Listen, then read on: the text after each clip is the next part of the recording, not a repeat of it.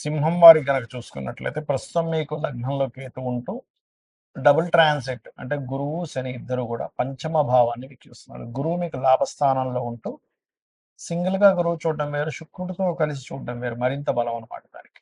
కాబట్టి ఈ గురువు ఎప్పుడైతే లాభస్థానంలో ఉన్నాడో మే 14వ తేదీ నుంచి జూన్ 2 వరకు ఈ రెండు గ్రహాలు కలిసి ఉండి చూస్తాయి ఈ పంచమ భావాన్ని. మరి ఈ భావాన్ని చూస్తున్నందుకు మీకు కలిగే ఫలితాలు ఏమిటి, ఎటువంటి విషయాల పట్ల మీరు జాగ్రత్తగా ఉండాలి, ఏ దేవత ఆరాధన చేసుకోవాలి అనేటువంటి అనేకమైనటువంటి అంశాలు చెప్తుంది నేనైనప్పటికీ చెప్పిస్తుంది సాక్షాత్ లలిత అమ్మవారిగా భావిస్తూ ఆ లలితాంబిక అమ్మవారి యొక్క అనుగ్రహం మీకు పరిపూర్ణంగా కలగాలని మనస్ఫూర్తిగా కోరుకుంటూ ఇక్కడ గమనించినట్లయితే ఈ యొక్క పంచమం అనేటువంటిది ఆలోచన, రాజకీయము, సంతాన యోగాలు, క్రియేటివ్ రిలేటెడ్ సంబంధించినటువంటి అంశాలు. కాబట్టి మంచి ఆలోచనలు చేయడం, ఒక మంచి ప్లాన్ వేసామంటే సక్సెస్ అయిందంటూ ఉంటారు. సో మీ ప్లాన్స్ సక్సెస్ అవుతాయి.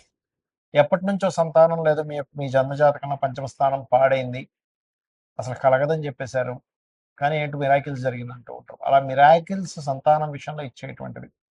కేవలం సంతానం ఇవ్వడమే కాకుండా సంతానం విషయంలో కొన్ని అభివృద్ధికరమైనటువంటివి జరుగుతాయి కూడా చెప్పాలంటే సింహం వారికి.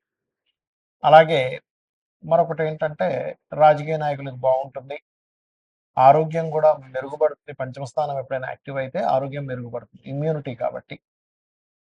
క్రియేటివ్ ఫీల్డ్లో ఉండేటువంటి వారు కూడా కొత్త అవకాశాలు రావడం ఇలాంటివన్నీ జరుగుతాయి. అయితే లాభస్థానంలో కాబట్టి వ్యాపారస్తులకు మంచి అనుకూలమైనటువంటి వాతావరణం. కాకపోతే మీకు ఇక్కడ లగ్నంలో కేతు ఉంటే అష్టమంలో శని ఉన్నాడు. అష్టమ శని ఉన్నప్పుడు ఏమైపోతుంది అంటే తెలియకుండానే మానసికంగా కొంత లైఫ్లో పడుతున్నటువంటి కొన్ని నిందలు అనుకోండి, ఇబ్బందులు అనుకోండి, వాటి వలన కొన్ని నెగ్లిజెన్సీ అంటే ఏం చేస్తాం, ఏం చేసినా మనకు కలిసి రావట్లేదు కదా అని ఒక ఫీలింగ్ వస్తూ ఉంటుంది. దానికి కారణం కేవలం అష్టమ శని ఒకటే కాదు, లగ్నంలో కేతు కూడా ఉన్నాడు. దీన్ని మనం గుర్తుపెట్టుకోవాలి. ఎప్పుడైతే లగ్నంలో కేతు ఉన్నాడో విరక్తి, వైరాగ్యము, దీంతో పాటు అద్భుతమైనటువంటి జ్ఞాన యోగాన్ని, అద్భుతమైన భక్తి యోగాన్ని కూడా ఇస్తాడు. అంటే మీ యొక్క థింకింగ్ ప్యాటర్న్ అంటే మీ ఆలోచన విధానాన్ని గనక మీరు అద్భుతమైనటువంటి ఆధ్యాత్మిక ఆలోచనల వైపు మీకు కనుక వెళ్ళినట్లయితే లైఫ్ మొత్తం టర్న్ అవుతుంది. కాబట్టి కొంచెం ఉదయం నిద్ర లేచిన వెంటనే కూడా ఒక్కసారి గణపతిని తలుచుకోండి, కాలభైరవుడి యొక్క అష్టకం చేసుకోండి. అష్టమి శని నడుస్తుంది కాబట్టి కాస్త నువ్వులు దానంగా ఇవ్వడం, మీకు దగ్గరలో ఆలయాల్లో నూనెని, అది దీపారాధనకు వాడే నూనె అనుకోండి, లేకపోతే ఏదైనా అటువంటి నూనెను వాడడం చెయ్యండి. మరియు ఇక్కడ ఈ సప్తమ స్థానాన్ని కూడా వీక్షిస్తాడు చెప్పాలంటే. కాకపోతే సప్తమంలో రాహు ఉన్నందుకు విదేశీ సంబంధాలే మీకు బాగా కుదరడం జరుగుతుంది. ఈ గ్రహాల యొక్క కలయికలు మన జన్మజాతకంలో కూడా ఏర్పడుతుంటాయి. మొత్తం 2 గ్రహాల కలయికలు 35 కాంబినేషన్స్ ఉంటాయి, గుర్తుపెట్టుకోండి.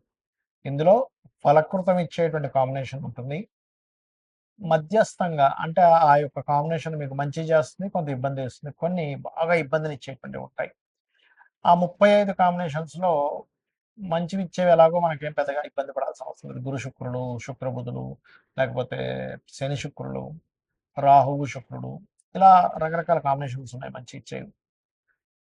గురువు రవి, గురువు రవి ఉంటే ఇంట్యూషన్ పెరుగుతుంది, జీవాత్మ సంయోగం అంటే ఇలాగా ఉన్నాయి.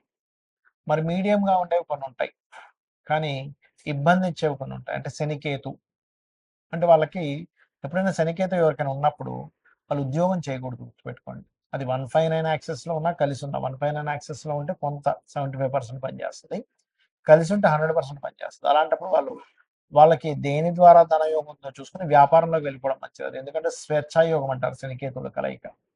కాబట్టి వ్యాపారం చేస్తూ ఉండాలి శనికేతువులు ఉంటాయి. కొంతమంది కుజరాహువులు ఉంటారు, విపరీతమైన అగ్రెసివ్.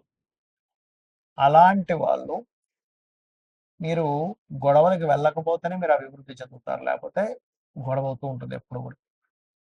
శని కుజ, ఇది కూడా ఒక మాట తప్పు చేయరు వీళ్ళు, మాట అంటే పడరు. శని కుజులు ఉంటే కూడా అగ్రెసివ్, గొడవ పెట్టేసుకుంటారు. అంటే ఏమీ లేదు, ఒక ఎనర్జీ ఫామ్ అయినప్పుడు ఆ ఎనర్జీ ఫలితం ఇవ్వాలి. ఇప్పుడు మంటలో పెట్రోల్ వేసాం, భగ్గుమని మండుతుంది, వాటర్ వేసాం ఆరిపోతుంది. అంటే కాంబినేషన్స్ అయితే మనకు ఆయుర్వేదంలో కూడా ఉంటుంది, ఈ దీన్ని దీంతో కలపొచ్చు, లేకపోతే ఈ ఫుడ్తో ఈ ఫుడ్ తినకండి అని చెప్తూ ఉంటారు కదా. అలాగే మనకి మనకి కెమికల్ వీటిల్లో కూడా చూడండి కొన్ని కొన్ని కెమికల్ రియాక్షన్స్ జరుగుతూ ఉంటాయి. అంటే ఒకదాన్ని ఇంకో దాంతో కలిపినప్పుడు ఒక రకమైనది వస్తుంది. ఒక దాని నుంచి ఒకటి తీసేసినప్పుడు ఇంకో రకమైనది వస్తుంది. అలాగే గ్రహాలకు కూడా ఇప్పుడు కుజుడు రాహు అనుకోండి, ఇది ఒక సర్పదోషం. మళ్ళీ రవి రాహు అయితే పితృదోషం అంటారు. ఇలా ఏంటంటే ఫస్ట్ మీరు ఎప్పుడైనా సరే జన్మజాతకంలో ఒక 8 బ్యాడ్ కాంబినేషన్స్ ఉంటాయి. శనికేతువులు, కుజరాహువులు, కుజరవి కుజరవి కాదులేండి, రవి రాహువులు, అదేవిధంగా శని కుజ, బుధ కుజ, ఈ రకంగా ర ఉంటాయన్నమాట.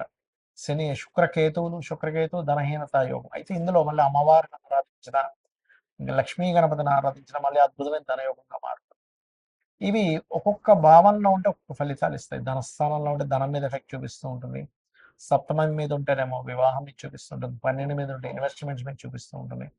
4 మీద ఉంటే ఒక్కోసారి యాక్సిడెంట్స్ మీద చూపిస్తుంటుంది, లేదా ప్రాపర్టీ మీద చూపిస్తుంటుంది. పంచమంలో ఉంటే ఏమో సంతానం మీద, 7వ భావంలో ఉంటే జీవిత భాగస్వామి మీద, 12లో ఉంటే వివాహ జీవితం మీద, అష్టమంలో ఉంటే యాక్సిడెంట్స్ మీద, భాగ్యంలో ఉంటే తండ్రి గారి ఆలోచన విధానం, తండ్రి గారి యొక్క నేచర్ మీద ఇలా చూపిస్తూ ఉంటుంది. అయితే ఇక్కడ ఈ కాంబినేషన్ ఉన్నంత మాత్రం చేత మనం భయపడ్డానికి కాదు. ఆ కాంబినేషన్ ఉన్నటువంటి మహాదశ వచ్చిందా లేదా? ఆ కాంబినేషన్ ఎంత బలంగా ఉంది. ఒక్కోసారి మన గ్రహాలు చూడడానికి రెండో ఒక రాశిలో ఉన్నటువంటి, ఇదేమో 1 డిగ్రీలో ఉంటుంది, ఇదేదో 29 డిగ్రీలో ఉంటుంది. అప్పుడు కలవదు అది.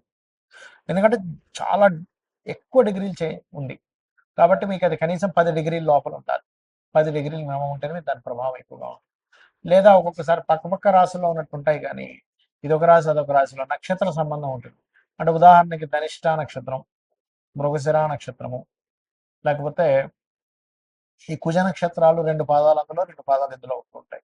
లేదా గురు నక్షత్రాలు కూడా పునర్వసు, విశాఖ లేదా పూర్వభద్ర 3 పాదాలు ఒక దాంట్లో ఉంటే 4వ పాదం ఇంకో రాశిలో ఉంటుంది.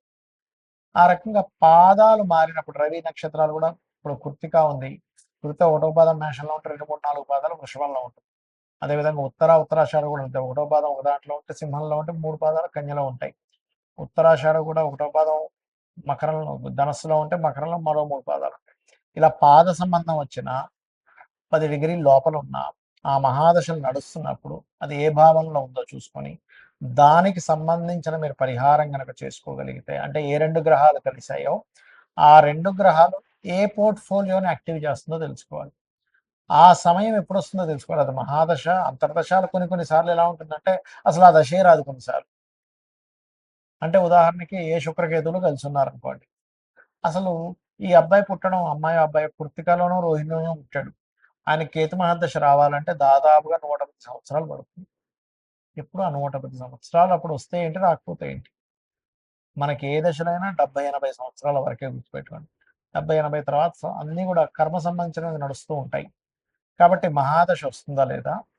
ఆ కాంబినేషన్ ఎంత బలంగా ఉంది, లేదా ఎంత బలహీనంగా ఉంది, నిజంగా ఏదైనా పోర్ట్ఫోలియోని యాక్టివ్ చేస్తుందా, లేకపోతే ఉన్నాయి పేరుకి కొన్ని మంచి కాంబినేషన్స్ కూడా అంతే అండి.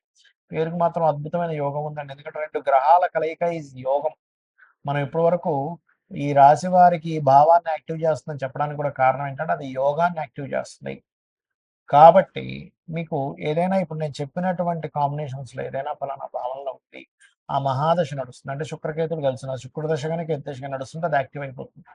లేదా శుక్రుడిలో కేతు, లేదా శని కుజులు కలిసున్నారు. శనిలో కుజుడు, లేకపోతే కుజుల్లో శని యాక్టివ్ అవుతూ ఉంటుంది.